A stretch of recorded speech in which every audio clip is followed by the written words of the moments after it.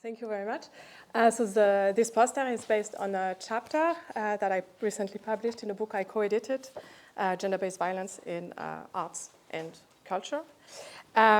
It's based on the case of French schools of visual arts. I explore the role that gender-based violence plays in perpetuating gender inequality in contemporary art. Indeed, women represent more than 2/3 of art school students, but they continue to be underrepresented in contemporary art and in institutions in the contemporary art.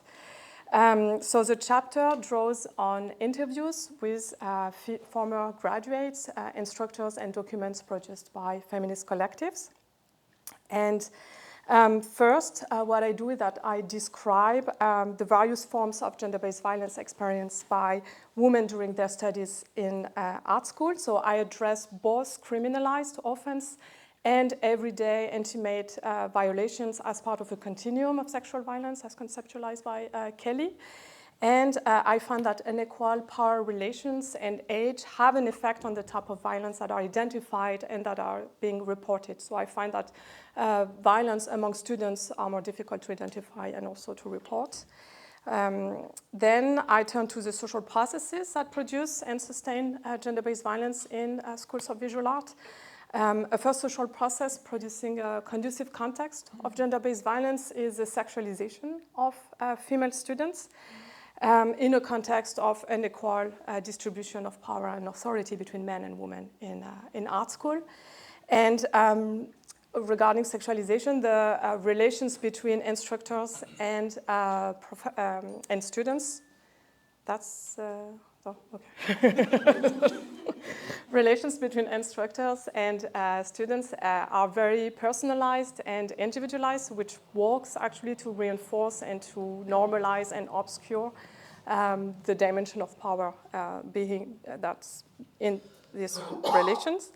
A second process is the strong dependency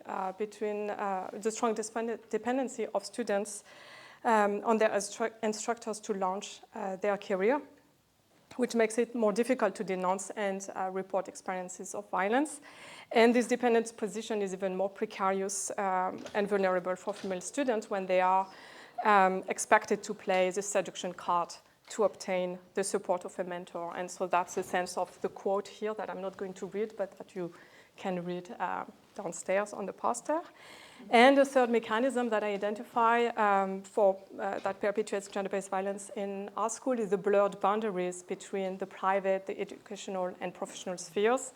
For example, several experiences of violence that have been reported took place in contexts like parties or dinners or residencies where these frontiers are blurred. And these boundaries are blurred, and the production of artworks is also often based on the mobilization of intimate experience and on the bodies, which place female students in a very vulnerable position. Finally, there are very few public policies and procedures that enable victims and witnesses to report and denounce gender-based violence in open, safe, and transparent context. So that's another processes. And then, so in the third part of the paper, I explore how gender-based violence hinders female students' professionalization.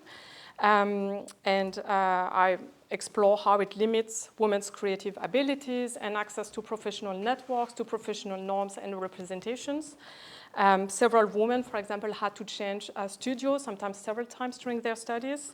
And this workplace instability actually plays a role on the development of their creative abilities and on their possibility to access professional networks and work opportunities. The sexualization of female students also threatens their recognition as legitimate artists and plays a role on their access to professional networks. So ultimately, without unhindered access to the rules of art, to professional networks, some women ultimately experience less control over their career.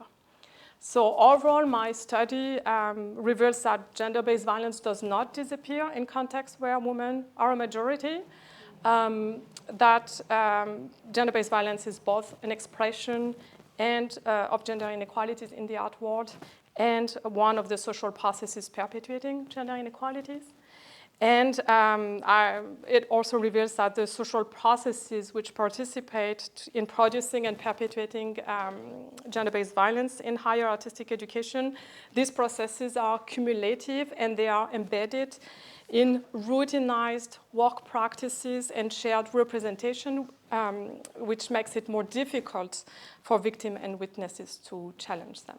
Thank you.